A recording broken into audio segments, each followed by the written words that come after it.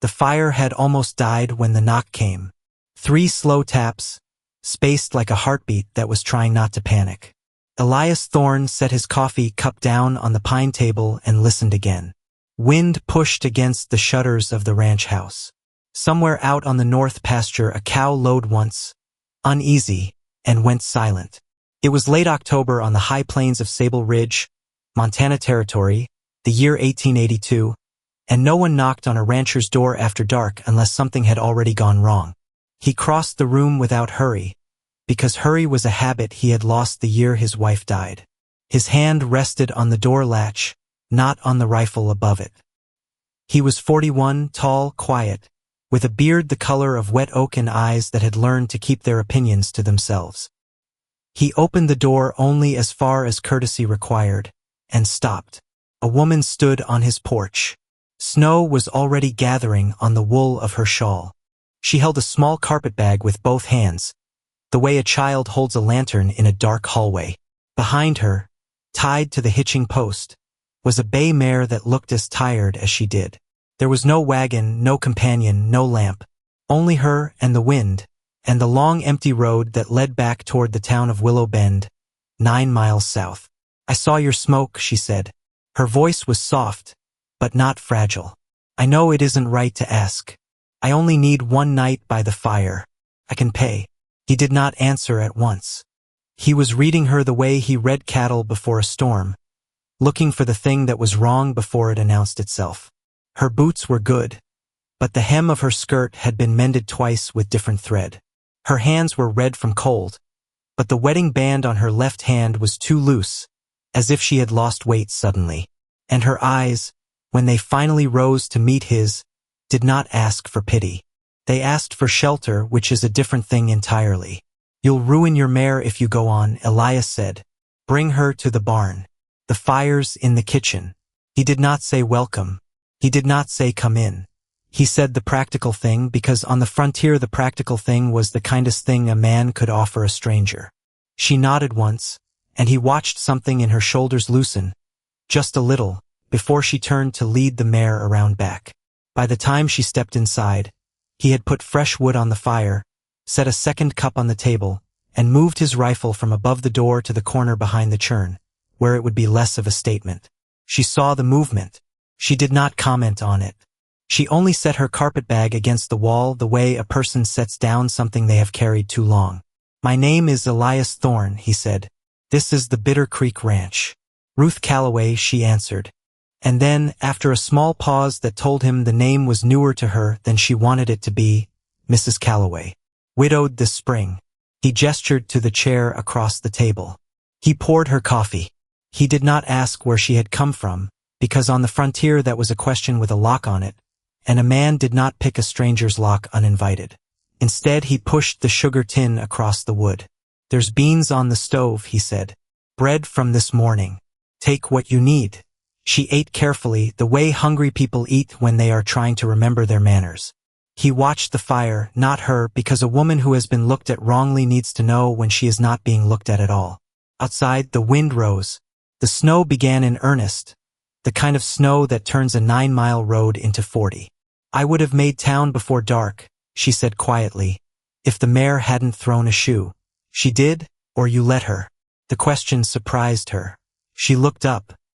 He met her eyes for the first time, and the corner of his mouth moved, just enough to be almost a smile. "I don't judge a person for choosing shelter over pride, Mrs. Calloway. I only like to know what kind of guest I have." She held his gaze a moment. Then she said very simply, "The kind who is running out of choices." He nodded once, as if she had confirmed the weather. Then he stood, took a folded quilt from the cedar chest by the wall, and laid it on the settle by the hearth. "You'll sleep here where it's warmest. The door to my room stays shut. There's a bar across it on your side, if that helps you rest. The dog is outside and he'll bark at anything with 2 legs that doesn't belong. In the morning we'll see about the mare and the road." He turned to go. He was almost to his own door when she spoke again, and her voice was so low he almost missed it. "Mr. Thorne, there may be men who come looking. If they come tonight, I would rather you did not lie for me. I would rather you did not answer the door at all." He stopped. He did not turn around. Anyone I should recognize? You wouldn't. But they would say I am a thief. And are you? The fire cracked. The wind pushed the shutter. Somewhere in the barn the mare shifted her weight and sighed. I took back, Ruth said, what was already mine. Elias Thorne stood a long moment in the doorway of his own bedroom, on his own ranch, on the last quiet night his life would ever have.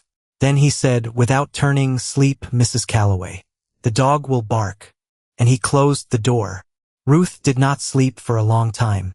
She sat on the settle with the quilt over her shoulders and watched the fire eat the pine knots one at a time. She had counted 29 of them before the shivering finally stopped and 47 before her hands unclenched from the shawl. She had ridden out of a house in Cheyenne 4 days ago, and she had not truly warmed since. Inside the carpetbag against the wall, folded between 2 clean shirts, was a leather envelope. Inside the envelope was a single piece of paper. She had read that paper so many times on the journey north that she could recite every clause of it by candlelight, but she had not shown it to a living soul. She was not going to show it tonight. Tonight she was only going to try to remember what a warm room felt like. She had not expected the rancher.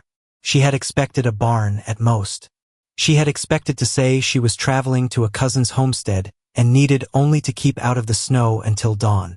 She had rehearsed the story on horseback. But the man who opened the door had not asked for a story. He had asked her to bring her mare to the barn. And that small, ordinary kindness, offered without price, was the thing that had almost broken her when nothing else in 4 days had come close. She would leave at first light. She would leave before he could ask more, before she could owe more, before the men who were surely already on the road behind her could catch the smoke of his chimney. He was a good man in a quiet house on a good piece of land, and she had already decided, sitting on his settle with his quilt on her shoulders, that whatever else happened, she would not be the storm that came to his door. She fell asleep believing that. She woke to the smell of bacon and the sound of a shovel scraping snow. Gray light was in the windows. The fire had been built up while she slept, but the man who built it was gone. Through the kitchen window she could see him in the yard, clearing a path from the porch to the barn, moving with the steady, economical rhythm of a person who has done a thing 10,000 times. The snow had stopped, but it lay 2 feet deep across the pasture, and the sky above the mountains was the flat white of a page that has not been written on yet.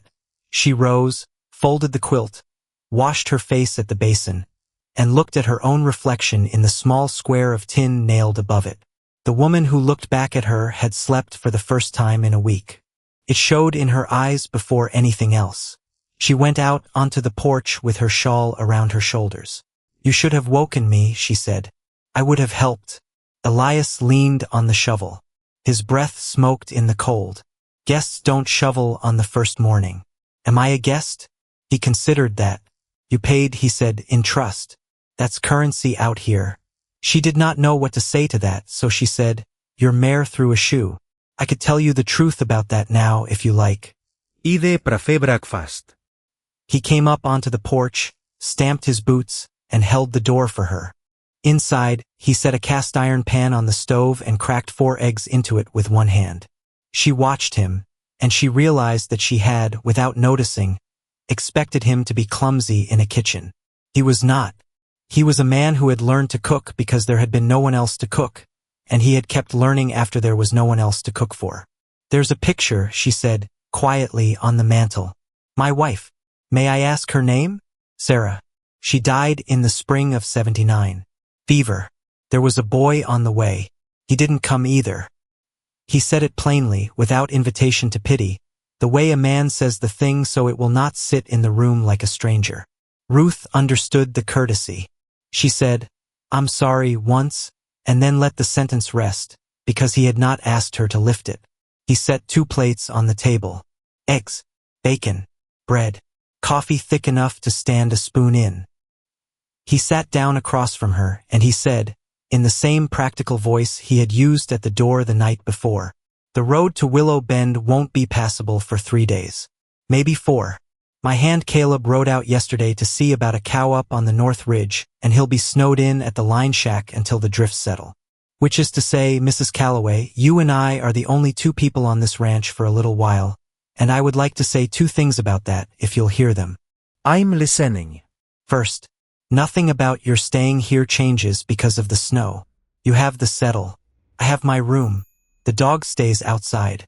If men come, I will answer honestly that a traveler is sheltering here through the storm, and I will not name you. That is not a lie. That is a fact about weather. And the second thing? He looked at her over the rim of his cup. Last night you told me the men who might come would call you a thief. And you told me you took back what was already yours. I am not asking you to explain. I am telling you that if I am going to stand between my door and a group of armed men on your behalf, I would like the choice to be an informed one. Not tonight. Not this morning. But before the road opens. Ruth set her fork down. For a long moment she looked at the fire instead of at him. Mr. Thorne, she said, if I tell you, you may wish I had not. That will be my regret to carry. She almost smiled. It had been a long time since anyone had offered to carry a regret on her behalf. Then I'll tell you, she said. But not this morning. This morning, if you will allow it, I would like to be a person who is only having breakfast. He nodded. That's fair. And for perhaps 20 minutes, in a warm kitchen on a snowbound ranch 9 miles from anywhere, Ruth Calloway and Elias Thorne were only two people having breakfast. She learned that he took his coffee black and his eggs soft. He learned that she buttered her bread all the way to the edges, the way children do when they are afraid the butter will run out. Neither of them mentioned the leather envelope in the carpet bag. Neither of them mentioned the men who might already be riding north. But both of them noticed when the dog began to bark. The barking came from the yard, sharp and low. The working bark of an animal that has seen something on the far edge of its country and does not yet know whether to be afraid of it. Elias stood without hurry. He crossed to the window, moved the curtain aside with 2 fingers, and looked out over the white pasture toward the south trail. Riders? Ruth said. Her voice was steady, but her hand had gone very still on the handle of her cup. One rider, Elias said. Coming slow. Not pushing the horse. That's a man who wants to be seen coming. Do you know him? He watched a moment longer. Then he let the curtain fall. I know the horse, he said.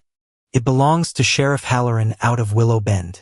Which means whatever news is coming up my road, it isn't the kind that rides in the dark. Ruth's fingers tightened around the cup. Elias saw it. He did not comment on it. He only crossed to the corner behind the churn, picked up his rifle, and hung it back above the door where it belonged. Then he set his coffee cup on the table, buttoned his coat, and looked at her. Stay by the fire, Mrs. Calloway. Whatever the sheriff has to say, he'll say it to me first. And I will decide, standing on my own porch, what part of it belongs in my house. He went out. The door closed, and Ruth Calloway sat alone in the warm kitchen of the Bitter Creek Ranch, with a leather envelope and a carpetbag against the wall, and understood, for the first time in 4 days, that she had stopped running the moment she stepped through Elias Thorne's door, and that the thing she had been running from had, at last, caught up. Sheriff Owen Halloran was 58 years old, gray at the temples, and had been a lawman long enough to know that a man's front porch was a place to speak carefully. He drew up his roan at the edge of the yard, tipped his hat, and did not dismount. Morning, Elias. Owen. Fine snow you've got. You didn't ride 9 miles at first light to admire my snow. Halloran allowed himself a small, weary smile. No, I didn't. He glanced past Elias toward the house, toward the thin ribbon of smoke rising from the chimney. You had a visitor last night, I expect. I had a traveler, Elias said. Storm caught her. She's by the fire. She'll ride on when the road opens. Her name? She gave one. Is not mine to spend. Halloran nodded slowly, as if that were the answer he had expected and also the one he had hoped not to receive. He shifted in the saddle. He looked at the mountains for a moment, the way older men do when they are trying to decide how much of the truth a friend deserves. Elias, he said, there are 3 men riding up from Cheyenne.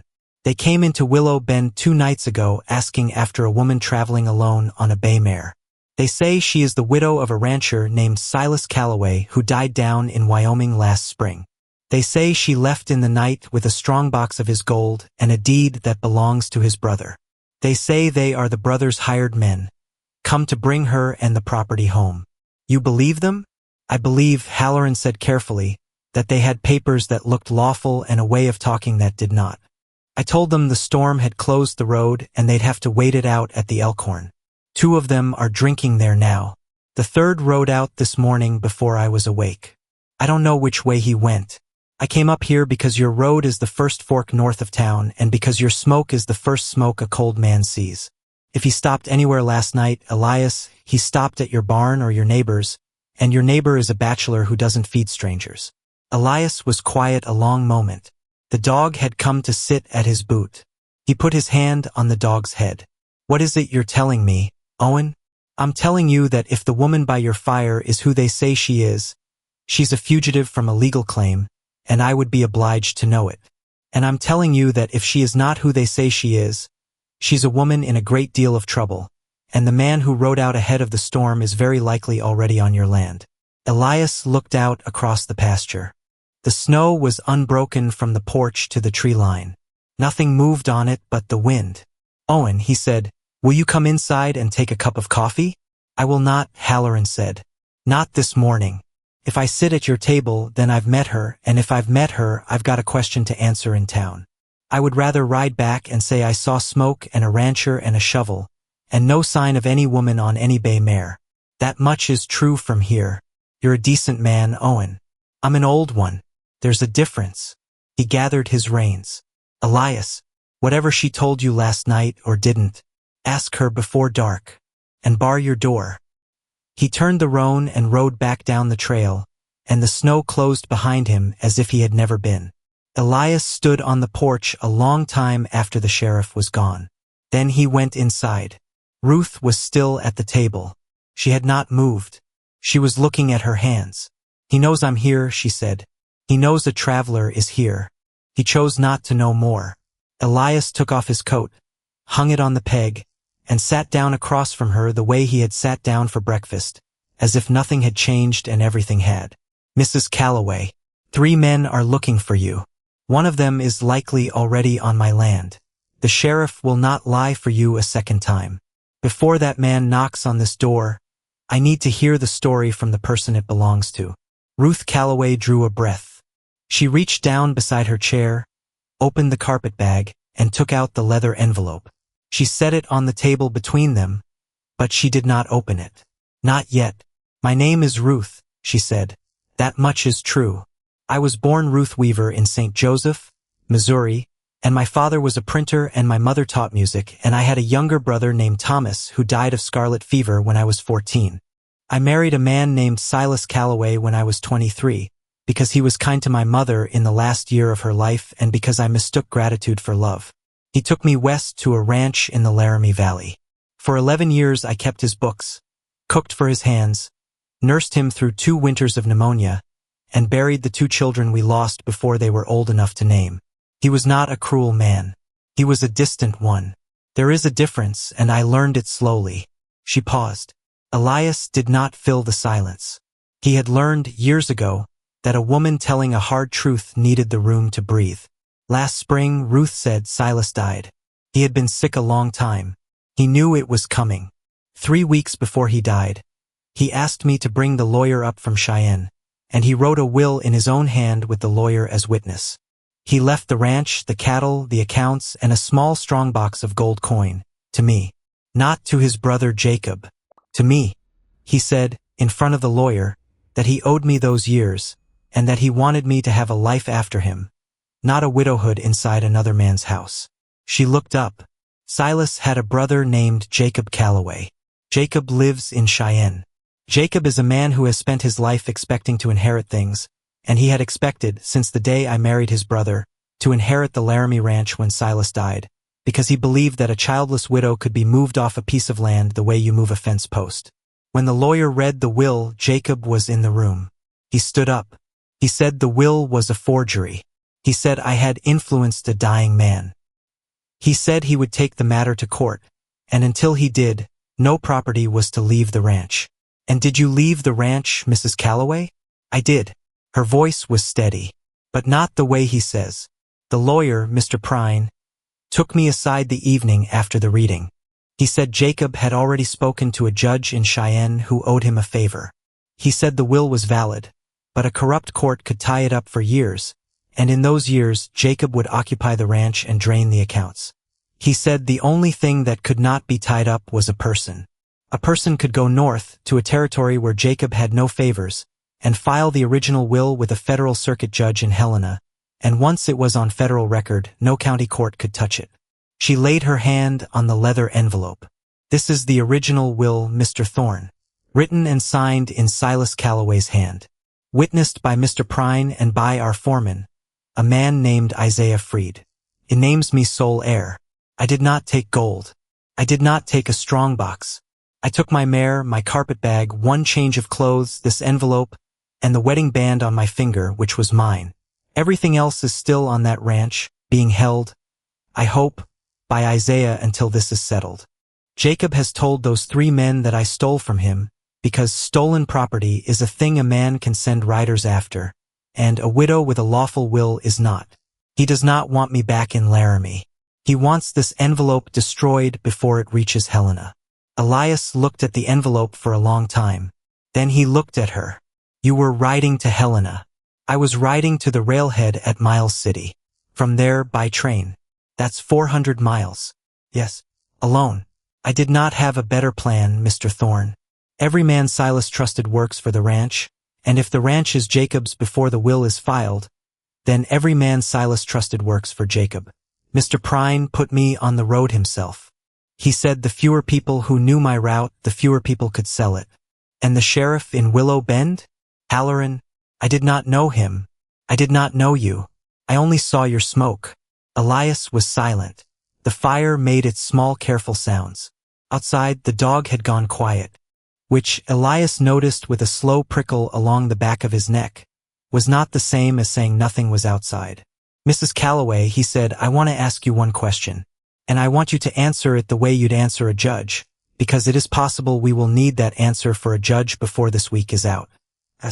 Did Silas Calloway, of sound mind, write and sign that will in front of 2 witnesses, and hand it to you, and say it was his wish that you have his property? He did. Then you are not a thief. You are an heir. And the man on my land is not a lawman. He is a hired hand of a man who is trying to steal from the dead. He stood up. He crossed to the window and looked out again. The snow lay silent. The tree line at the edge of the pasture was a thin gray brushstroke. And there, at the very edge of it, where the trail from the south came out of the pines, was a single set of hoof prints that had not been there when Halloran rode down. Elias let the curtain fall. He's here, he said. He came in behind the sheriff, kept to the trees. He's watching the barn. Ruth stood up. I will go out to him. If he wants me, he can have me alone on the road, and this ranch will be no part of it. Mrs. Calloway, sit down. Mr. Thorne, I told you last night I would not be the storm that came to your door. You are not the storm. He turned from the window. You are the traveler who was in it. There is a difference, and I learned it slowly. He almost smiled. She almost smiled back. Sit down. Finish your coffee. He will not come to the door in daylight, not with the sheriff's tracks still fresh in the yard. He'll wait for dark, or he'll try to spook the mare tonight and take you on the road tomorrow when we ride for town. Either way, we have hours. And there are things I would like to do with those hours. He set the rifle in the corner within reach, but not on display. He sat down again. He picked up his coffee cup as if the world outside had not changed. Tell me about Isaiah Freed, he said. The foreman. Tell me everything you know about him. Because if we're going to file that will in Helena, Mrs. Calloway, we are going to need his signature confirmed, and I would like to know what kind of man we are asking to save your ranch. Ruth looked at him, this stranger in whose kitchen she had slept, and she understood, with a slow, clean clarity that surprised her, that she was no longer running alone. Isaiah Freed, she said, was born a slave in Georgia. He came west after the war. Silas hired him in 71, when no one else in Laramie would put a black man in charge of white hands, and Isaiah has run that ranch for 11 years like it was his own soul. He can read and write in a hand better than mine. He was in the room when the will was signed. He put his name to it as a witness. Jacob has not dared to fire him yet, because the hands will not work for anyone but Isaiah. But Jacob will find a way. I need to reach Helena before Jacob finds a way. Then we will, Elias said. But not today. Today we're going to make this house harder to enter and this ranch harder to read. And tomorrow, when the sun comes up on a barred door and arrested mayor and 2 people instead of 1, that man in the trees is going to have a decision to make. And I would like it to be his decision, Mrs. Calloway. Not ours. He stood again. He held out his hand, not to take hers, but to indicate the kitchen, the pantry, the coats on the pegs. There is work, he said, and I would rather do it beside you than for you. She rose. She wrapped the shawl around her shoulders. She followed him into the small, cold pantry, where he began, without ceremony, to teach her how to save both of their lives. They worked until the light began to fail. Elias did the things a man does when he is preparing a house to hold. He shortened the length of chain on the yard dog so the animal would range only where a man could see him from the porch, and lengthened the tether on a second, older dog he kept in the barn, a slow gray hound with a bad eye and a nose that had never lost a scent in 10 winters. He drew fresh water from the well in 3 separate buckets and set them by the stove, because a fire is only as safe as the water beside it.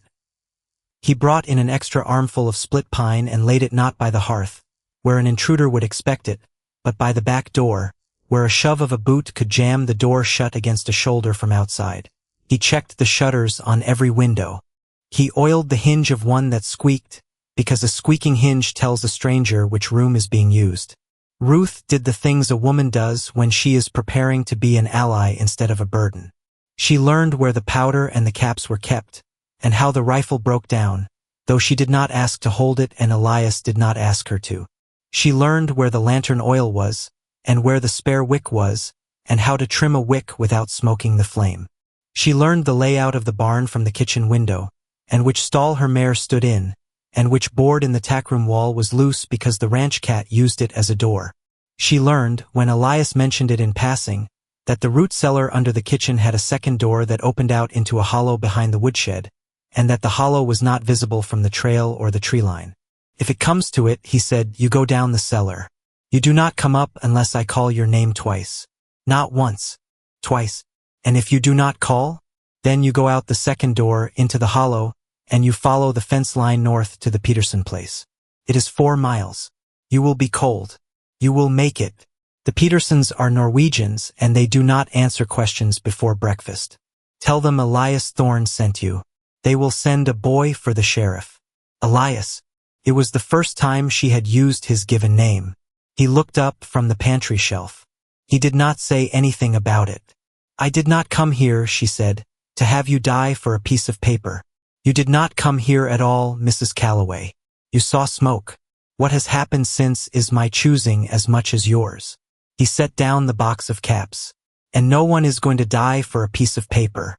That paper is only a story about the dead.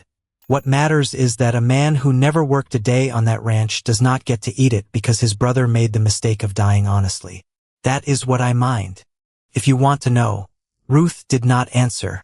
She only nodded once and turned back to the lantern oil, so that he would not see what was in her face. At dusk they ate a plain supper. Bread, cold ham, a last cup of coffee. They did not light more than 1 lamp, and they set that lamp deep in the room, away from the windows, so that the shape of a person passing in front of it would not be readable from the yard. Elias took the rocking chair by the fire and laid the rifle across his knees. The way a man lays a book he does not intend to open but does not intend to lose. Ruth sat on the settle with the quilt around her shoulders, and for a long time neither of them spoke. Then, without looking at her, Elias said, Sarah played the fiddle. Ruth turned her head. She was not good at it, he said. She was learning. She had a book of tunes from her aunt in Vermont, and she would sit on the settle in the winter and work through them one at a time, and the cat would leave the room. She laughed about that. She said the cat was her honest critic. He was quiet a moment. I have not told anyone about the fiddle in 3 years. Why tonight? Because you asked her name this morning. And because a woman who asks a name is a woman who understands that a name is a small thing you can give back to the dead. Ruth looked at the fire. She said quietly, my mother taught piano. in the front room of the house on Charles Street. She had a student named Lucy Ashworth who was tone-deaf and cheerful, and my mother said Lucy was the reason she believed in the goodness of God, because only a good God would give a tone-deaf child that much joy in music. Lucy is a schoolteacher now, in Independence. She wrote me a letter when Silas died. I have not answered it. I did not know how to say I was leaving. Answer it from Helena, Elias said. Ruth almost laughed. Came out as a soft, surprised breath. From Helena. Yes. The fire cracked. The wind, which had risen at sundown, pushed against the shutters and then dropped again. Somewhere far out on the pasture, the yard dog gave a single low bark and went silent. Elias did not move. His hand rested on the rifle. His eyes did not leave the fire. He is on the porch, he said very quietly. Ruth did not move either. How do you know? The dog barked once. If it were a coyote, he would bark twice. If it were the wind, he would not bark at all. One bark is a man he has smelled before. He smelled him this afternoon in the tree line. What do? We do nothing. He is testing the house. He wants to know if we are asleep, or if we are afraid, or if we are ready. If we are silent, he learns one thing. If we call out, he learns another. If we come to the door, he learns everything. We are going to be silent. They were silent. For a long minute, the only sound in the kitchen was the fire and the slow ticking of a small brass clock on the mantel that had been Sarah Thorne's mother's, and that Elias Thorne had wound every Sunday morning for 9 years, first for his wife, and then for himself, and then, tonight, without knowing he had done it, for the woman on his settle. Then, from the porch, a slow, careful step. Then another. Then the sound of a boot testing a board that always creaked, and the small pause of a man realizing that the board had creaked. Then the step retreated. Then, from the yard, the softer sound of hoofprints in snow, moving away, unhurried, toward the tree line. The dog barked twice, then sharply, and did not bark again. Elias let out the breath he had been holding. He has counted the doors, he said. He has counted the windows. He has seen that the shutters are barred. He will not try tonight. He will go back to his friends at the Elkhorn and tell them what he has learned, and tomorrow, when we ride for town, they will meet us on the road. Which is what I want. Ruth turned to look at him. That is what you want. On the road, in daylight, with the sheriff's men not 2 miles behind us. 3 men with a false claim will hesitate, Mrs. Calloway. In this kitchen, in the dark, they would not. I would rather meet them where the law can see them, and where they know it. He set the rifle down beside the chair. Go to sleep. I will wake you before dawn. You will not sleep. I will sleep in the chair. I have done it before. For Sarah? He looked at her. It was a long look, and it was not unkind. For a sick cow once, he said, and for a colt with a broken leg. And yes, for Sarah at the end. A man does not forget the way a chair holds him on those nights. I would rather it hold me tonight than a bed I have not earned. Ruth lay down on the settle. She pulled the quilt up to her chin. She watched him in the firelight, watching the door, and she thought, before she slept, that she had ridden 4 days from a house full of ghosts, and had arrived, without meaning to, at a hearth full of them, and that the ghosts here were the kind that made room for the living. She slept. He did not. He sat in the chair, and he listened to the wind, and he thought about a piece of paper in a leather envelope in a carpetbag against the wall, and about a woman who had asked to sleep by his fire, and about the strange, quiet thing that had opened in his chest sometime between the moment she said the kind who was running out of choices and the moment she said his given name in the pantry. He did not name the thing. He was too old to name things too early. But he sat with it, and he watched the door, and he did not sleep. They rode out an hour before dawn. Elias had saddled the mare in the dark, and his own tall bay gelding, a horse called Judge because he had a way of looking at strangers as if weighing their testimony. He had packed the leather envelope inside a flat oilskin pouch and tucked the pouch inside his own coat, over his ribs, because a man's coat is the last place a hurried thief will look and the first place a careful ally will not. He had left the ranch by the north gate, not the south, and had cut across the frozen creek at a place where the ice was thick and the tracks would be lost in the drift. Ruth rode behind him in the gray light. She wore Sarah Thorne's old riding coat, which was too large for her in the shoulders and just right in the sleeves, and a knitted cap Elias had pulled from a drawer without a word. She had not asked whose. She had understood. They did not speak for the first 2 hours. There was nothing to say that the cold did not say better. The world was a long white silence, broken only by the breath of the horses and the small dry sound of the snow under their hooves. Above them, the sky lightened from slate to pearl to the pale blue of a robin's egg, and the mountains to the west stood up out of the plain like the shoulders of sleeping animals. At the fork where the North Gate Trail met the Willow Bend Road, Elias reined in. He looked down the road toward town and up the road toward the tree line and back the way they had come, and he was quiet a long moment. "They are ahead of us," he said. "Not behind. See the tracks." Ruth looked. 3 sets of hoofprints crossed the road from east to west, cut fresh in the new snow, no more than an hour old. "They are trying to get above us on the ridge," Elias said. "They mean to come down on the road from the west, where the trees close in. It is the one place between here and town where 3 men can stop 2 riders without a witness. Then we do not go that way. We do go that way." He turned Judge's head. "Because a man who is waiting for you in a place of his choosing is a man who is not thinking. And I would rather meet a man who is not thinking than a man who is." Elias. Ruth. It was the first time either of them had used only the first name without title or courtesy, and they both heard it, and neither of them corrected it. "I am afraid," she said. "So am I. It's a good sign. Frightened men are careful. Careful men come home." He touched Judge's flank. They rode on. The place where the trees closed in was called, on no map, the Narrows. It was a stretch of perhaps 300 yards where the Willow Bend Road ran between 2 shoulders of dense pine, and where the wind, funneled by the shoulders, kept the snow shallow and the sound close. Elias slowed Judge to a walk half a mile before they reached it. He unbuttoned his coat 1 button. He did not draw the rifle from its scabbard.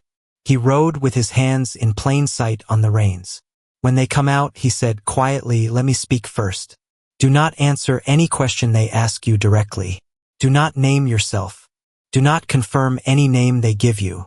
If they order us off the road, we do not go off the road. If they raise a weapon, you turn your mare and you ride back the way we came, and you do not stop until you see Halloran's Roan. Do you understand me?" "I understand. One more thing." "Yes." "If it goes badly, if I do not come back on that road behind you, there is a lawyer in Helena named Amos Beck. He is a friend of mine from before the war. His office is on 6th Street above the Mercantile. Tell him I sent you. Tell him the whole of it. He will file the will. He will not charge you $1. He does not have to charge you. Say his name back to me. Amos Beck. 6th Street. Above the Mercantile. Helena." "Good." They rode into the Narrows. The men came out of the trees at the second bend. There were 3 of them, as Halloran had said. The first was a big man on a black horse, thick through the shoulders, a beard the color of rust, a rifle laid across the pommel of his saddle in the false casual way of a man who wanted a weapon seen but not read as a threat. The second was younger, thin, with the kind of watchful eyes that belonged to a man who had made his living reading rooms and not reading books. The third was older than either of them, gray, quiet, and rode a little apart, and it was the third man that Elias watched because it was the third man who was thinking. "Morning, friend," said the big man. He tipped his hat to Ruth without looking at her, which was a courtesy and also a message. "We're glad to find you on the road. My name is Burke. These are my men. We're out of Cheyenne on business for a Mr. Jacob Calloway. I believe the lady behind you is his sister-in-law. If she'd be so kind as to come down off her horse, we'll settle a family matter here without any trouble." Elias reined Judge to a stop. He kept his hands on the pommel. "Mr. Burke," he said, "my name is Elias Thorne. My ranch is the Bitter Creek, 6 miles behind us. The road ahead of us is the Willow Bend Road, and it ends in a town where Sheriff Owen Halloran is waiting for me to bring in a witness to a matter he is investigating. I do not know a Jacob Calloway. I know the sheriff, and I would prefer, this morning, to keep on riding toward the man I know." The big man's smile did not move. His eyes did. "That's a fine speech, Mr. Thorne. But the woman behind you is a fugitive from a lawful claim. We have papers. We have a warrant signed by a judge in Cheyenne. May I see it?" "You may see it in town." "Then I will see it in town," Elias said, and I will see it in the sheriff's office, and I will see it in daylight with a lawman present, which is where we are going. You are welcome to ride with us." The younger man's hand moved to the stock of his rifle. The gray man did not move at all, and it was the gray man's stillness that told Elias everything he needed to know. "Mr. Thorne," said the gray man, and his voice was soft and clear and entirely without music, "I would like to ask the lady a single question. If she answers it truthfully, we will let you both pass, and we will settle the matter in town, as you say. If she does not answer it truthfully, we will settle it here." "Ask," Ruth said before Elias could speak. The gray man looked at her for the first time. "Mrs. Calloway," he said, "where is the will?" Elias felt, rather than saw, Ruth go very still. He also felt over his ribs the small square weight of the oilskin pouch inside his coat, and he understood, in a clean, cold instant, that the gray man had asked the one question that mattered, and that the gray man had asked it because the gray man already knew there was no gold, and no strongbox, and no theft. The gray man had been sent, not to recover property, but to destroy a document, which meant the gray man was not a hired hand. The gray man was a lawyer.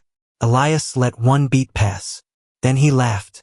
It was a short, surprised, almost warm laugh, the laugh of a man who has just been told a joke by a stranger in a saloon, and it was the last thing any of the three men on the road had expected.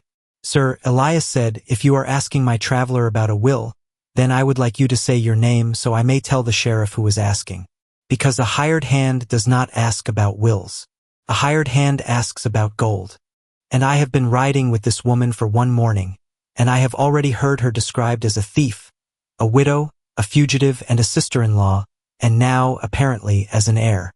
I would like to know which of you is telling me which story, and which one of you is Mr. Jacob Calloway's lawyer, because I intend to name him by name in Helena." The gray man's face did not move, but the younger man's did for a fraction of a second, and the big man's rifle shifted a quarter-inch on the pommel, and in that quarter-inch Elias read the whole shape of what was about to happen, and did the only thing that could stop it. He raised his voice. "Sheriff," he called. "Owen, we're at the second bend." There was no sheriff. There had been no sheriff on the road behind them. Halloran was in Willow Bend, 9 miles south, drinking coffee at the Elkhorn and waiting for the road to open. But the men on the road did not know that, and the road behind Elias curved out of sight around the pines. And the gray man's head turned only for a fraction of a second, toward the sound of a name he had not expected to hear. It was enough. Elias touched Judge's flank once with his heel, and the tall bay gelding did the thing Elias had trained him to do on the day Sarah died, and Elias had understood he would ride alone for the rest of his life. He pivoted on his hindquarters hard and came around a full half-turn in a single motion, putting his body between Ruth's mare and the three men on the road. Elias did not draw the rifle. He did not need to. He only put his horse where a bullet would have to go through him to reach her, and he said, in the same even, practical voice he had used at his own door 2 nights before, "Ride, Ruth. Back the way we came. Do not stop." She rode. Behind him he heard the big man curse and the younger man shout, and he heard the gray man say, sharp and clear, "Do not fire, you fools, do not fire, the sheriff is on the road," and Elias understood, with a small grim satisfaction, that the gray man was thinking again, and that a thinking man on a public road with a false warrant does not fire on an unarmed neighbor with a sheriff's name in the air. Elias sat Judge sideways across the road for a full 10 seconds. He counted them. He did not turn his head. He did not touch the rifle. He only sat, a rancher on his own road, in his own country, and he waited to see which of the 3 men on the road was in charge. The gray man was in charge. The gray man reined his horse back a step. He looked at Elias for a long moment. Then he touched his hat, once, in a gesture that was almost a courtesy and almost a threat. "Mr. Thorne," he said, "we will see you in town." "You will," Elias said. "Bring the warrant." He turned Judge and he rode at a walk, back the way Ruth had gone. He did not look over his shoulder. He knew, without looking, that the 3 men would not follow. They would circle. They would try again. But they would not follow now, because now they knew that the woman they had been sent to intercept was riding with a man who had named their lawyer in the open air, and that changed the shape of every calculation Jacob Calloway had made in a warm office in Cheyenne. He caught up with Ruth a mile down the road. She had reined the mare in behind a stand of aspens and was waiting for him, white-faced but steady, her hands quiet on the reins. "Elias, I am here. There was no sheriff. There was not. You lied. I named a man. A name is not a lie.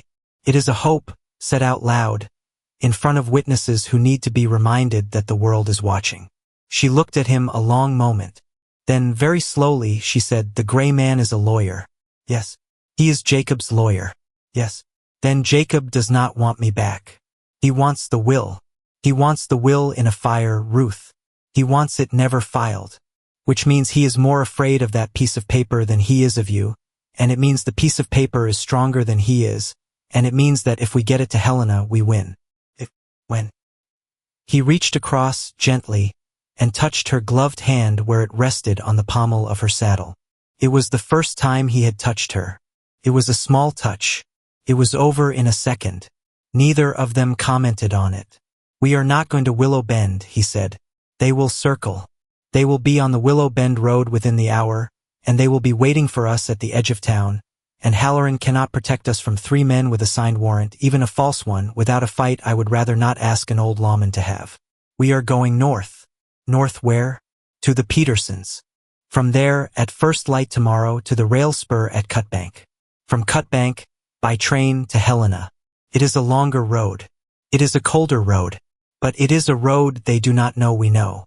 Elias, the Petersons are 4 miles from your ranch.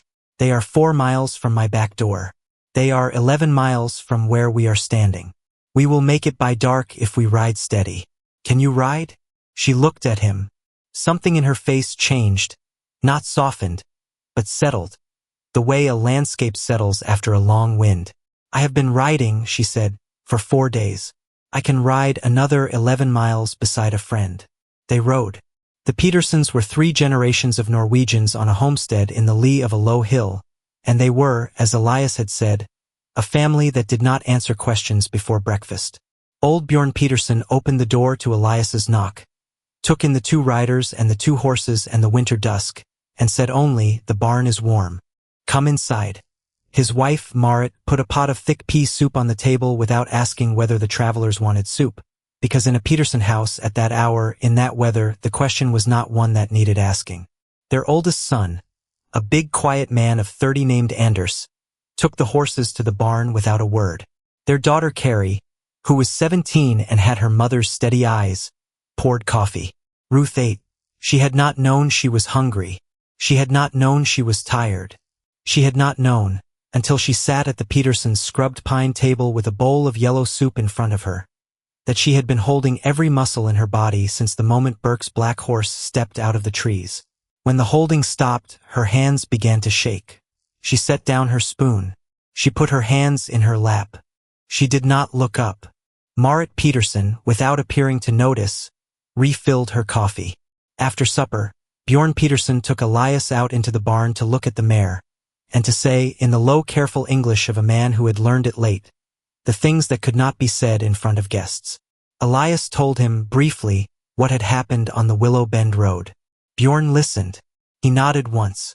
He said, "The rail spur at Cutbank. There is a freight at 7 in the morning. My cousin runs the switch. He owes me a wagon of hay from last summer. He will put you on the freight and he will not write your name in the book. From Cutbank you go to Great Falls. From Great Falls you go to Helena. It is not a fast road. It is a quiet one. Bjorn, if men come here after us, they will not come tonight. If they come tomorrow, we will have not seen you. My English is very bad tomorrow." He almost smiled. "Elias, this woman, yes, she is not your wife. No, she is not your kin. No." Bjorn looked at him a long moment in the lantern light. "She is your business now," he said. "That is enough. Marit has made up the small room over the kitchen. It has a bed and a stove and a door with a lock. She will sleep there. You will sleep in the loft. In the morning you will eat and you will go, and we will have not seen you." He put his hand on Elias's shoulder, briefly. "Come." The coffee is still hot.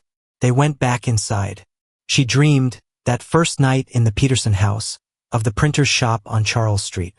Her father was setting type by lamplight, and the smell of ink was so real she could feel it on her fingers when she woke. In the dream he had turned to her and said, without looking up from the tray, "You are being careful with the paper, Ruth." That is what it was for. She did not know, awake, whether he had meant the will or the letter to Lucy or the whole of her life, and she did not need to know. She lay in the dark of Marit's small warm room and she listened to the Peterson house settle around her, the creak of a beam contracting in the cold, the small papery breath of a cat that had come up the stairs uninvited and gone to sleep on the foot of the quilt, and she thought that a house that made these sounds was a house that had not, in a long time, been afraid. She had grown up in a house like that. She had almost forgotten. She got up before dawn. She was too awake to lie any longer. She dressed by the light of the stove, and she went, quietly, down the narrow stairs, and she found Marit Peterson already at the kitchen table, kneading a round of pale bread dough in a wooden bowl worn smooth by 2 generations of hands. "You are early," Marit said without looking up. "So are you. Bread does not wait for daylight." She pushed a smaller bowl of dough across the table with the back of her wrist. "You need. I will start the coffee. It is a good morning for 2 pairs of hands." Ruth sat. She washed her hands in the basin. She began, tentatively, to knead. It had been years. Silas Calloway had not wanted a wife who baked. He had preferred a wife who kept books. Her hands remembered the motion the way hands remember the piano scales of childhood. The shape came before the confidence. And after a minute or two her palms found the old easy push and fold, and something in her shoulders let go that had been holding on since Cheyenne. Marit poured coffee. She did not speak for a long time. Norwegians, Ruth was learning, did not fill silence out of politeness. They let a silence sit until it had done its work. "My daughter Carrie," Marit said, "at last, was born the year we came here. Bjorn and I were 8 months on a boat and 6 months in a wagon. And Carrie was born in a sod dugout on the Yellowstone with only her father and a Crow midwife to help me. I did not speak the midwife's language. She did not speak mine. We understood each other very well." She smiled briefly at the dough. "I tell you this because I was very afraid that night, Ruth Calloway, and it is a thing I do not tell often. And I tell you because I saw your face last night when you sat down to my soup, and it is the face of a woman who has been very afraid for a long time, and I would like you to know that fear like that does not stay in the body forever. It leaves. Slowly. It leaves in the hands first." Ruth looked down at her hands, pale on the dough. They had, she realized, stopped shaking. "Thank you," she said. "Do not thank me. Knead." She kneaded. Outside, in the yard, she could hear Anders leading the horses out of the barn to water them, and, a moment later, the low murmur of Elias Thorne's voice, saying something quiet to Judge, and Judge answering with the small huff of a horse who has been asked a serious question and has agreed. Marit heard it too. She did not smile, but her eyes, when they lifted to Ruth's face, were amused.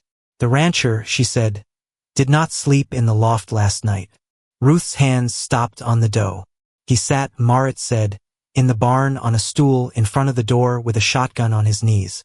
Anders saw him at midnight when he went out to check the calf that is coming. He was still there at 4 when Anders went out again. He is a stubborn man, Ruth Calloway, and stubborn men do not know how to be tired. They only know how to keep. He did not tell me. He would not." Ruth looked at the bread. She began again to knead. Marit. "Yes. How does a woman know?" Marit did not ask what.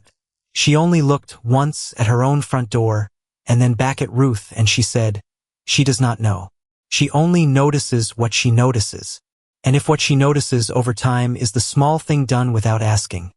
The wood carried in, the horse watered first, the door barred quietly, then she is not deciding, Ruth. She is only recognizing. Deciding is a different thing. Deciding is later. Recognizing is now." Ruth folded the dough. She turned it. She folded it again. "I have been married once," she said. "I did not recognize. I decided. And I decided wrong. Then this time Marit said, recognize first. Decide later. There is no train in Montana Territory that leaves so early you cannot catch the next one." She poured a second cup of coffee, and she pushed it across the table, and outside in the yard Elias Thorne, whom Ruth Calloway had known for 4 days and had not yet decided anything about, was rubbing down her mare with a handful of clean straw because his own horse had already been rubbed down and there was work to be done and it was his to do. Later, when the household had gone to bed and the fire was banked and the 2 lanterns in the kitchen had been trimmed low, Ruth came down the narrow stairs from the small room over the kitchen. She was wrapped in a shawl Marit had lent her, and her hair was loose down her back. She did not go into the kitchen. She stood at the foot of the stairs and she listened, and she heard, from the loft above the barn, the small sound of a man moving in straw, and she thought for a long moment about going out to the barn. She did not. She went back up the stairs. She lay down on the narrow bed in the small warm room. She listened to the wind, and to the tick of a clock somewhere in the house that was not Sarah Thorne's mother's clock but sounded like it, and she thought about the moment on the road when Elias had put his horse between her body and 3 armed men, and had done it as quietly and as practically as he had lifted the latch of his own door 2 nights before, and she understood, lying in the dark in a stranger's bed on the 3rd night of the strangest week of her life, that she had misunderstood, all these years, what love was supposed to look like. It was not the grand thing. It was not the loud thing. It was the man who put his horse where the bullet would have to go through him first. It was the man who said, "There is work, and I would rather do it beside you than for you." It was the man who did not ask what your story was until he had already decided that whatever it was, you were welcome by his fire. She had married Silas Calloway at 23 for gratitude. She had mistaken it for love, and she had paid for the mistake with 11 years and 2 small graves and a distance she had learned to call a marriage. She was 34 now. She was not going to make the same mistake in the opposite direction. She was not going to mistake the safety of a good man's kitchen for the beginning of something she had not earned the right to feel. She would ride with him to Helena. She would file the will. She would put the ranch back in her own hands. And then, if he asked and if she was still herself, she would answer honestly. Not before. She slept. The freight left Cutbank at 7:13 past. Bjorn's cousin, a wiry man named Nils, met them at the switch in a Sewell coat and did not ask their names. He put the 2 horses in a stock car and Elias and Ruth in the caboose, where an old brakeman named Percy had a pot of coffee going and a habit, as Nils explained, of falling asleep at inconvenient moments and forgetting entirely who had ridden with him. "Percy," Nils said, "these are 2 people you did not see." "I never see anyone," Percy said. "It's my great virtue." He winked at Ruth. He poured her coffee. The train moved off. Cutbank fell behind. The mountains slid past on the west, and the plains on the east, and for the first time in 5 days Ruth Calloway sat still in a moving thing and let the country carry her. They rode out of the Peterson yard an hour later. Carrie came out to the gate with a bundle wrapped in brown paper and pressed it into Ruth's hands. "Bread," she said, "and cheese, and a piece of pound cake my mother says you did not eat enough of last night." She hesitated. Then, in a rush, she said, "Mrs. Calloway, when you have your ranch back, I would like to write to you. I have never met a woman who owned a ranch." Ruth almost laughed. She almost cried. She said, "Carrie Peterson, when I have my ranch back, I will write to you first. And when you are 18 and finished with school, if you would like a summer on the Laramie, there will be a bed for you and a horse." Carrie's eyes went bright. She stepped back. She did not say thank you because a Peterson did not say thank you for a thing not yet done, but she raised her hand as they rode, and she held it up until they were out of sight, and Ruth, who had held her own hand up to no one in 11 years, held hers up in answer for a long, long time. At the rail spur at Cutbank, Nils was waiting. He was not alone. There was a boy of perhaps 12 with him, thin as a rail, with the same wiry Norwegian look as Bjorn's cousin, and a face that would not, Ruth thought, remember how to smile until it was 30. Nils introduced him as Sven. Sven, Nils said, did not talk. Sven had not talked since the influenza had taken his mother and his 2 sisters in the winter of '80. Sven listened, however, better than most men who talked, and Sven, this morning, was going to ride with them as far as Great Falls, because Nils had a wire from a friend of his at the Cutbank telegraph office, and the wire said that 3 men had arrived by hard ride at the Willow Bend telegraph 2 hours before dawn, and had sent a wire of their own to Great Falls asking after a woman on a bay mare and a rancher on a tall bay horse. "They know you did not come to Willow Bend," Nils said quietly, in the shelter of the freight car. "They have guessed north." They cannot know Cutbank because Cutbank is not a stop on any map that Wyoming men read. But they know Great Falls. And they will have a man on the platform at Great Falls by nightfall. So, he put his hand on Sven's shoulder. Sven rides with you. In Great Falls, when the train stops, Sven gets off first, alone with your carpetbag, Mrs. Calloway. He walks to the depot. He gives the carpetbag to the station master, who is his uncle, and who is not afraid of Wyoming men. Then Sven walks back to the train, empty-handed, whistling if he can remember how, and he reboards. You and Mr. Thorne do not get off the train at Great Falls at all. You ride on to Helena. Whoever is watching the platform will see a boy with a bag, and a boy without a bag, and no woman and no rancher, and they will think they have been given the wrong wire. Elias looked at the boy for a long moment. Sven, he said, this is not a small thing I am asking a boy to do. Sven did not answer, but he looked Elias in the eye, and he nodded once, slowly, and Elias, who had trained horses and men and one long-suffering dog for 20 years, understood the nod as well as if it had been a signed contract. All right, Elias said. He reached into his coat. He took out a silver dollar, the last one he happened to have. He put it into the boy's hand. This is not payment. Payment is not for a thing like this. This is a coin for your pocket. When you are a man, and you have your own ranch, and someone knocks on your door in the snow, you will remember what a silver dollar felt like when a stranger put it in your hand. That is all. Do you understand? Sven closed his fingers over the dollar. He nodded again. And then, very briefly, the corner of his mouth moved, and Ruth Calloway, watching, thought that she had just seen a boy remember, for a fraction of a second, how to smile. The train ran on.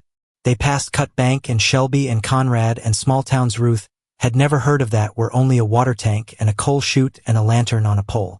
The plains rolled out under them, and the mountains ran along beside them, and Percy the brakeman slept and did not see them, and Sven sat on the bench opposite Ruth with the silver dollar clenched in his fist and did not say a word for 4 hours. In the middle of the afternoon, without warning, he stood up and crossed to the window, and Ruth thought he was going to say something at last, and instead he pointed. Out the window, on a low rise, a herd of antelope had lifted their heads to watch the train. Sven looked at Ruth. He looked at the antelope. He looked at Ruth again. He did not need to say anything. Ruth said, I see them, Sven. They are beautiful. He nodded. He sat back down. He closed his eyes. And for the rest of the way to Great Falls, he slept the honest sleep of a boy who had, for the first time in 2 years, been trusted with something a grown man could not have done in his place. At Great Falls, everything went exactly as Nils had said. Sven got off the train alone. Ruth watched him from behind the curtain of the caboose window. He walked with the small carpetbag as if it were empty. He crossed the platform without hurry. He did not turn his head. On the platform, near the newsstand, a tall man in a dark coat watched the boy pass, watched the boy's hands, watched the boy's face, and, finding nothing to interest him, looked away toward the passenger cars. Sven walked into the depot. 5 minutes later he walked back out, and his hands were empty, and, just before he reboarded the freight, he did, in fact, whistle. 2 notes. He was out of practice. It was enough. The tall man in the dark coat did not follow. He was looking, still, at the passenger cars, and at the faces of women stepping down from them, and at nothing on earth that mattered. The train pulled out of Great Falls at 4:12. Sven climbed back into the caboose. He did not look at Ruth. He did not look at Elias. He went to the corner. He sat down.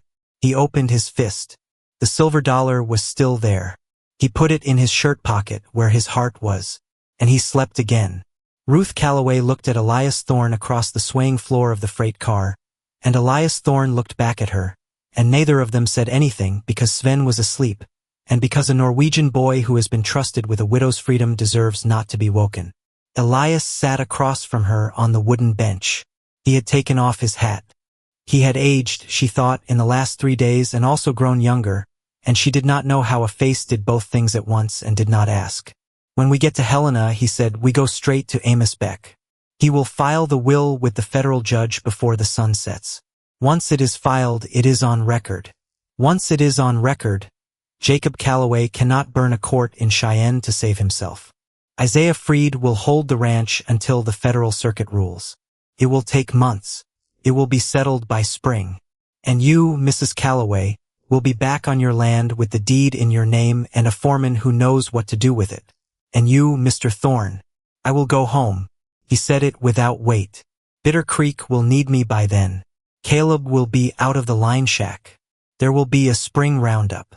There will be calves that do not know how to be born, and cows that do not know how to help them. It is my work. It is what I am for. She looked at him. Is that all you are for, Elias? He did not answer at once. He looked out the small window of the caboose, at the country going by, at the mountains standing up in their sleep. Ruth, he said quietly, I did not open my door to you 3 nights ago in order to be paid for it. I do not intend to be paid now. What I have done because it was mine to do.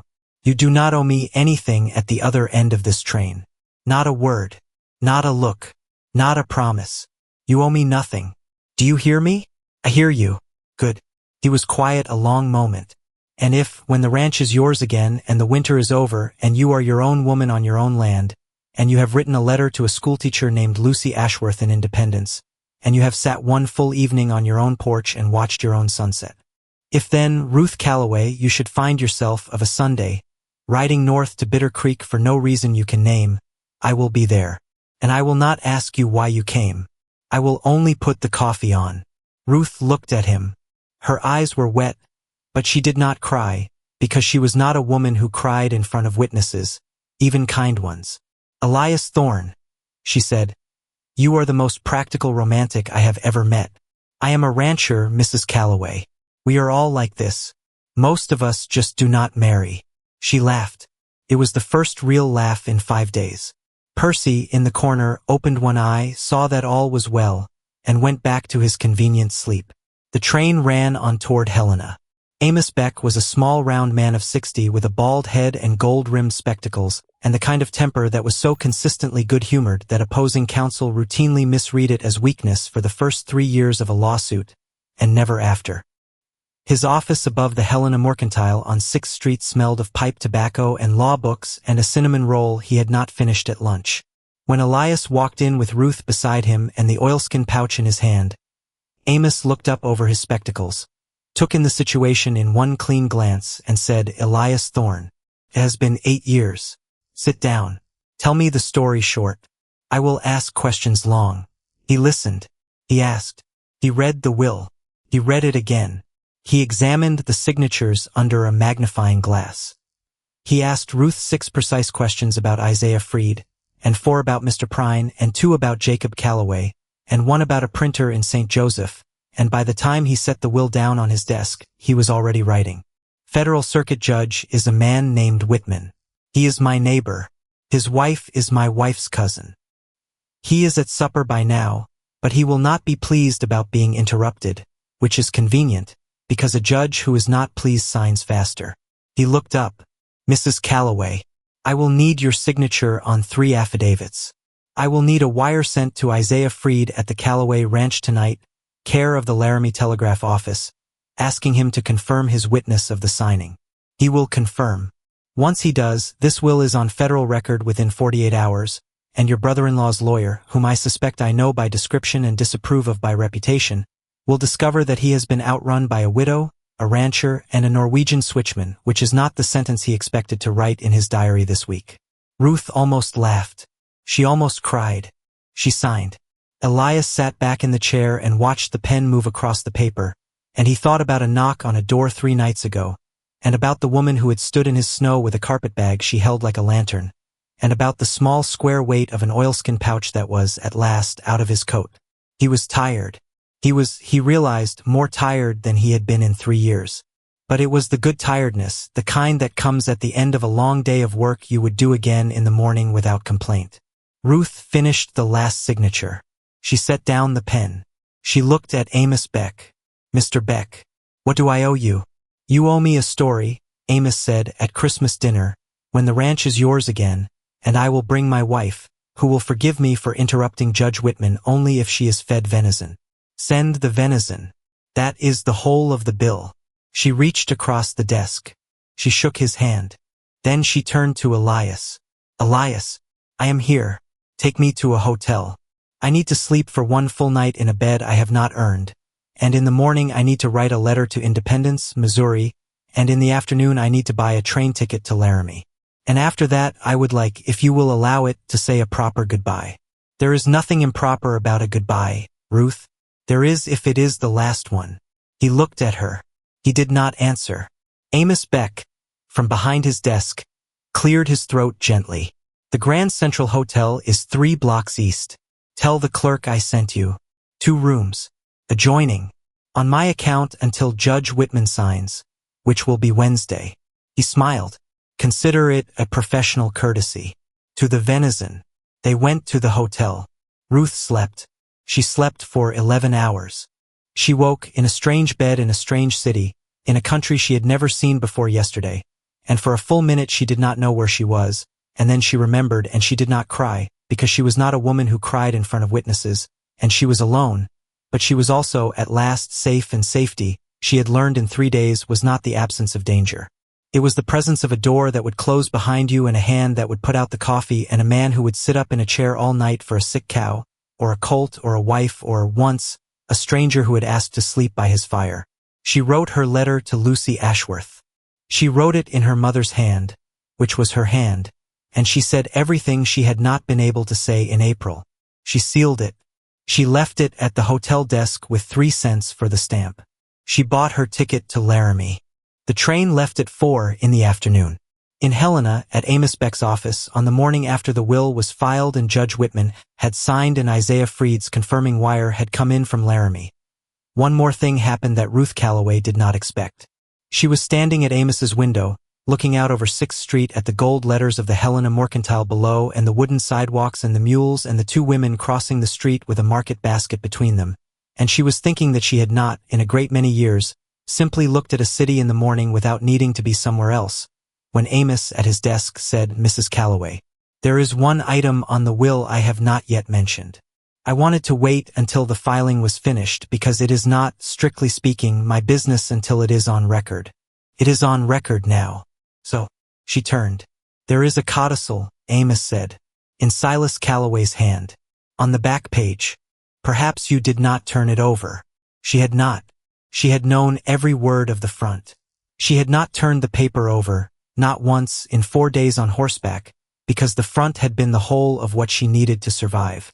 Amos slid the will across the desk. She turned the page. It was very short. It was 3 sentences. It was in a hand that had gone shaky by the end of the year, but that was still unmistakably Silas Calloway's, because a man's hand does not lie even when the man himself has not been sure, at the end, how to say what he meant. The codicil read, To my wife Ruth, in addition to all that is above, I leave the piano that stood in her mother's house in St. Joseph and that I never had brought west because I did not know how to ask her to play it and I did not know how to say that I had not been the man who deserved to hear it. The piano is at present in storage at Wallach's warehouse in St. Joseph, Missouri, paid for through the end of 1883. It was paid for by me in secret for 11 years. If she wishes, she may have it brought to the ranch. If she does not wish, she may give it to a school. I ask nothing. I only wanted, at the end, for her to know that I had known. Ruth read the codicil. She read it again. She sat down in Amos Beck's client chair very slowly, and she put her hand over her mouth, and for perhaps 30 seconds she did not make a sound. Then she said, quietly, into her hand, Oh, Silas. Amos Beck, who had seen many things in his practice and who knew, better than most, that a will is not the whole of a marriage and a marriage is not the whole of a life, sat very still behind his desk and did not speak. Elias Thorne, who had come with Ruth to the office and who had been standing by the door with his hat in his hands, did not move either. He was not, he understood, a witness to a legal matter any longer. He was a witness to something older and quieter and much more private, and the honest thing to do was to be still. After a moment, Ruth lowered her hand. She wiped her eyes once, briskly, with the back of her wrist. She looked at Amos. Mr. Beck, can the piano be shipped? Can, Mrs. Calloway. Wallach's will crate it at the buyer's expense. From St. Joseph to Laramie by rail is perhaps 3 weeks in good weather. Then I would like it shipped to the ranch. In April, when the roads are dry. I will pay the freight. Very well. She stood. She smoothed her skirt. She looked at the codicil one more time, and then she folded the will carefully and put it back in the leather envelope and set it on Amos's desk for filing. I did not know, she said softly, that he had been paying. He did not tell you, Amos said, because he did not know how to. There is a great deal, Mrs. Calloway, that men do not know how to say. Sometimes at the end they write it down, and sometimes we get to read it in time. She looked at him. She almost smiled. You are a very good lawyer, Mr. Beck. I try, Mrs. Calloway. Some days I even succeed. She turned. She walked to the door. Elias opened it for her. On the landing above the mercantile, in the wooden hallway that smelled of pipe tobacco and stove smoke and someone's forgotten lunch, she stopped. She did not look at Elias directly. She looked, instead, at the small oval window at the end of the hall, at the winter light coming in it, at the shape of the mountains beyond the glass. Elias, I am here. He was not a cruel man. I told you that already. But I did not know how not cruel he had been. And I am ashamed, a little, that I did not know. Not because I owed him more. I did not. I owed him what I gave him, which was 11 honest years. I am ashamed because I told you the story of my marriage yesterday, and I told it truly, and now, this morning, the story has one more sentence in it, and the sentence is kind, and I did not know it was there. Elias was quiet a moment. Ruth, yes. A person is more than the story anyone tells about them. Even the person themselves. Sarah, when she was dying, said one thing to me that I did not put into the story I told you last night. She said, Elias, if I am not here in the spring, you must not become a man who does not open his door. I have told a great many people that Sarah died of a fever and that a boy was on the way. I have not told anyone what she said at the end, because I did not know, until 3 nights ago, whether I had kept the promise or not. Ruth looked at him. And? I kept it, he said. I opened the door. They stood a moment in the wooden hallway above the mercantile. Then Ruth Calloway did a thing she had not planned to do and would not later be able to explain.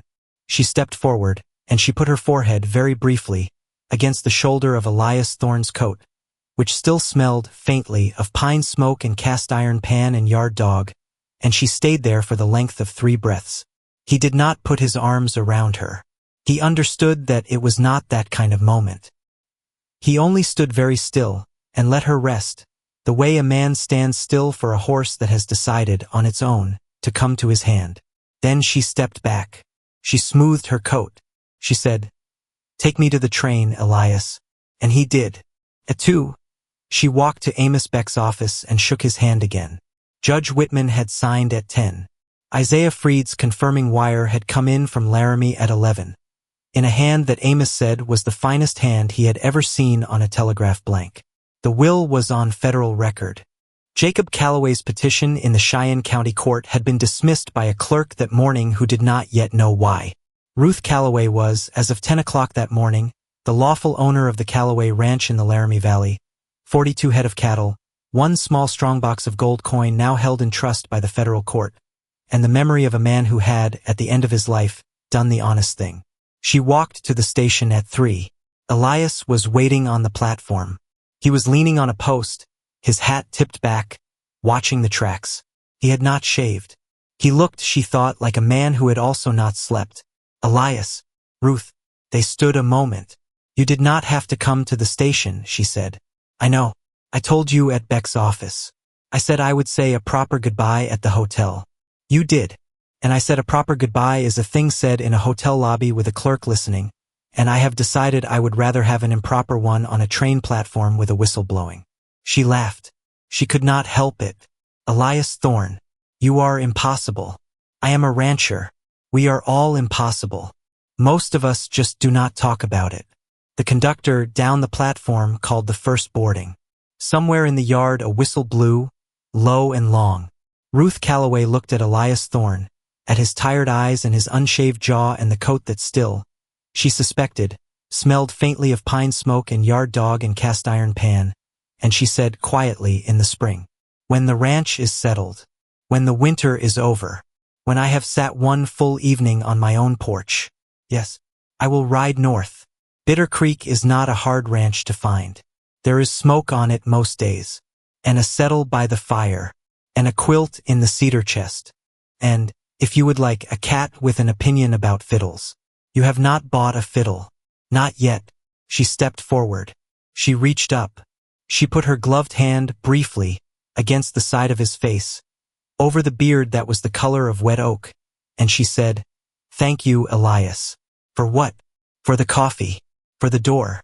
For the horse. For the road. For all of it. You are welcome, Ruth. She stepped back. She turned. She walked to the train. She did not look over her shoulder because she had learned in the last week that a woman who had been rescued did not have to look back, and did not have to prove anything to anyone, and did not owe anyone the picture of her own tears. She climbed the step. She turned in the doorway, and then, and only then, she looked at him. He was still leaning on the post. He had not moved. He raised one hand. She raised hers. The whistle blew. The train moved. The platform slid away.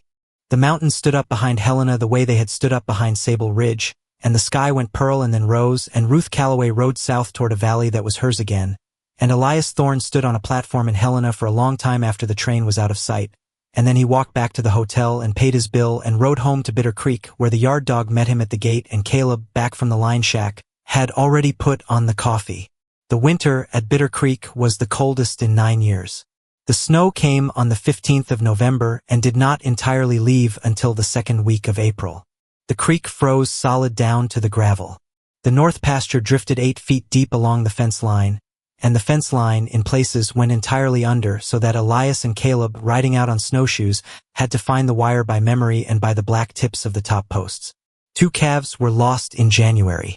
One was born unexpectedly in a snowbank in February to a heifer nobody had known was bred, and the heifer, being young and confused, walked away from the calf, and Caleb carried the calf 3 miles home inside his coat, and Elias stayed up 2 nights feeding it warm milk from a bottle in the kitchen, sitting in the same rocking chair he had sat in on the night the woman on the bay mare had slept on his settle, and the calf lived, and Caleb named her Ruth, and would not later be talked out of it. Elias did not object. He wrote one letter in December to a woman on a ranch in the Laramie Valley. He said very little in it. He said that the winter was hard, and that the calf that Caleb had carried home was well, and that the fiddle he had bought in Willow Bend had, so far, been played by no one, and that the cat had chewed one of the strings, which was, he supposed, an opinion. He signed it, Yours E. He did not say yours out of any romantic intent. He said it because it was, on the frontier, the ordinary closing of a letter, and he was not, at his age, going to invent a new one. But when he wrote the word, he sat a long moment looking at it, and he did not cross it out. The letter reached Laramie on the 20th of December. It sat, unread, on Ruth Calloway's kitchen table for 6 full days, because on the 18th of December Isaiah Freed had come down with pneumonia, and Ruth had spent Christmas week nursing him in the small house behind the barn where he lived alone, and it was not until New Year's Eve, when Isaiah's fever had broken and he had eaten a bowl of soup on his own and had scolded her, gently, for wasting a good week of a ranch owner's time on an old foreman who was not going to die, that Ruth went back to her own kitchen and sat down and read Elias's letter. She read it 3 times. She laughed once at the cat. She sat at last at her own kitchen table in her own house on her own land on the last night of the year 1882, and she wrote a letter back. She wrote about Isaiah. She wrote about the calf. She wrote about the codicil and the piano and Wallach's warehouse in St. Joseph, and the shipment planned for April. She wrote about Lucy Ashworth, who had answered her letter within the week, and who had asked, in a postscript, whether Ruth had by any chance met a good man on the road, because you would not, Ruth, my dear, be writing me letters this long if you had not. Ruth quoted the postscript in the letter to Elias without comment. She trusted him to see the joke and to know she had also seen it. At the bottom of the page she wrote, "The winter here is also hard. I am also well. I have not forgotten anything I said on a platform in Helena. I have only been learning, at last, how to be alone in a house that is mine, which is a skill I did not know I had never learned. When the piano comes in April and I have sat one evening with my hands on its keys, I will know if I have finished learning. I do not want to arrive at your door as any less of a person than you deserve. Yours also are. She sent the letter on the 2nd of January. Elias read it on the 11th. He read it once. He put it in the drawer of the pine table next to the first one. He went out into the yard and he stood a long time in the cold, looking at the mountains, and Caleb, coming out to fetch a pail of water, took one look at the boss's back and wisely went in the other door. At Bitter Creek, the winter went on. At the Laramie Ranch, the winter went on. In San Francisco, in a rented house on Nob Hill, Jacob Calloway sold 2 of his brother's saddle horses to pay a hotel bill, and told a woman he had met at a gambling house that he was a rancher from Wyoming who had been cheated by a widow, and the woman, who had heard the story before from a different man in a different city, was polite about it and left before the check came. His lawyer, Cordell, closed the Cheyenne office in March and moved to Denver, where he took up commercial contracts and did not, ever again, ride out on a road at dawn. The piano arrived at the Laramie Ranch on the 18th of April. It came in a great pine crate on a Studebaker wagon from the railhead, and Isaiah, still thin from December but back on his feet, supervised the unloading with the exact precision he had brought, for 11 years, to the shipping of beef. The crate was opened in the front room, which had, until that morning, held only a battered secretary desk and a chair Silas had liked. The piano was an upright rosewood, made in Boston in 1864, with a small brass plate that said Weaver, engraved for her mother by her father as a wedding gift, and Ruth Calloway had not seen it in 17 years. She stood in the front room with her hand on the top of it for a long moment. Then she sat down on the bench. She lifted the fallboard. She played, softly, a single scale, C major, ascending, her mother's first exercise, the one Ruth had learned at 7 and had not touched since her mother's funeral in 1868. The scale was true. The piano had been kept. She played it again. Then she played, from memory, the first 8 bars of a hymn her mother had loved, Come Thou Fount, and Isaiah, on the porch, took off his hat and stood, and did not put it back on until the music stopped. That evening, Ruth Calloway sat one full evening on her own porch and watched her own sunset, and it did not, in fact, feel like the last thing she needed to do before she was ready. Felt like the first thing. And that, she understood, was the answer she had been waiting for. She wrote to Elias Thorne the next morning. She said only, I am coming in the autumn. I have finished learning what I could learn alone. Everything else, if you are willing, I would like to learn beside you. Yours, R. Elias Thorne read the letter at his kitchen table in the middle of May. He read it once. He folded it. He put it in the drawer. He stood up. He walked out to the barn. He looked at the tall bay gelding judge, who had grown over the winter, one white hair at his temple, and Elias, who had a matching one, laughed once, quietly, at the two of them. Well, Judge, he said, it seems we are to have company in the autumn. Judge, being a horse who had heard a great many things in his life and been surprised by very few, huffed once, softly, and returned to his hay. The winter was long, as winters were. The Cheyenne court dismissed Jacob Calloway's second petition in January, and his third in February, and by March he had left Wyoming altogether for a business opportunity in San Francisco, which was the polite word for the thing that had happened to him. His lawyer, whose name was Cordell and who was the gray man on the Willow Bend Road, kept his practice, but he did not, for the rest of his life, take a case that involved a widow.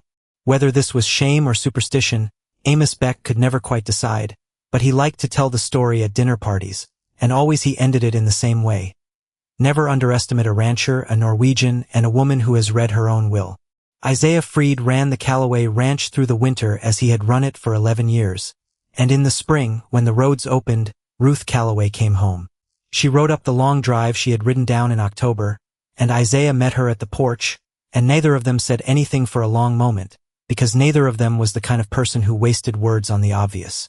Then he took her hand, and he shook it, and he said, Welcome home, Mrs. Calloway. And she said, Isaiah. My name is Ruth. She kept the ranch.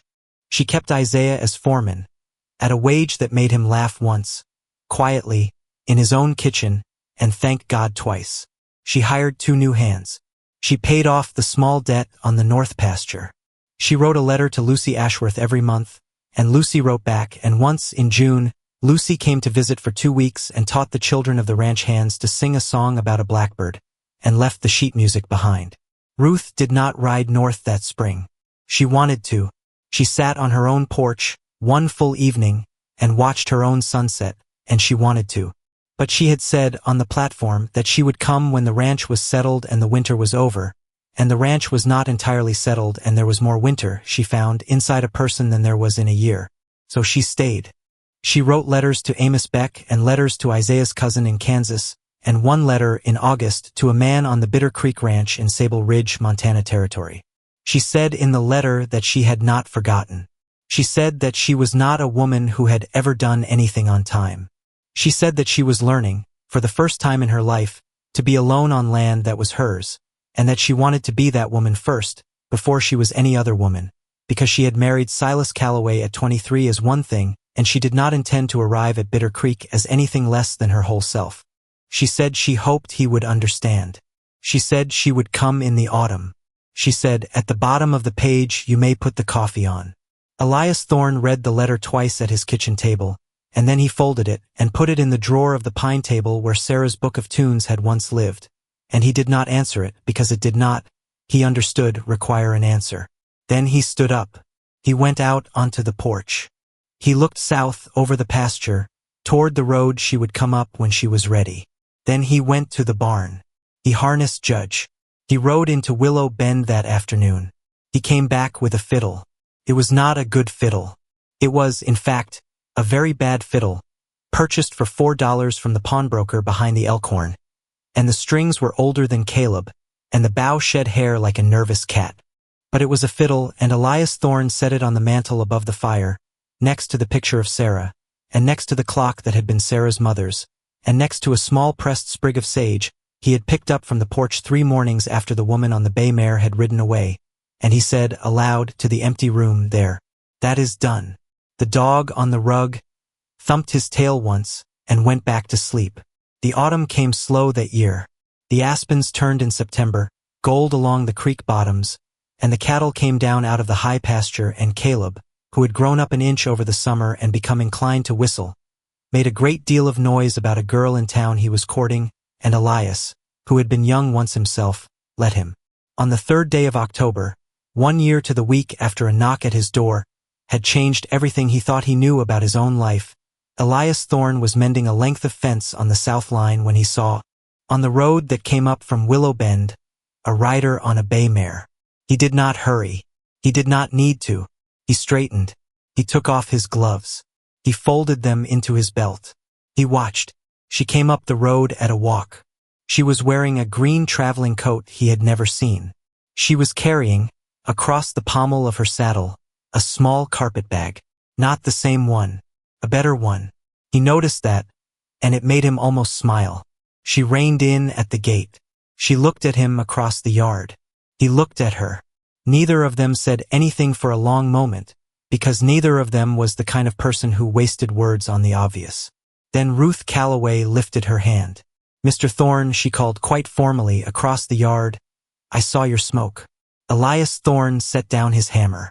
He crossed the yard.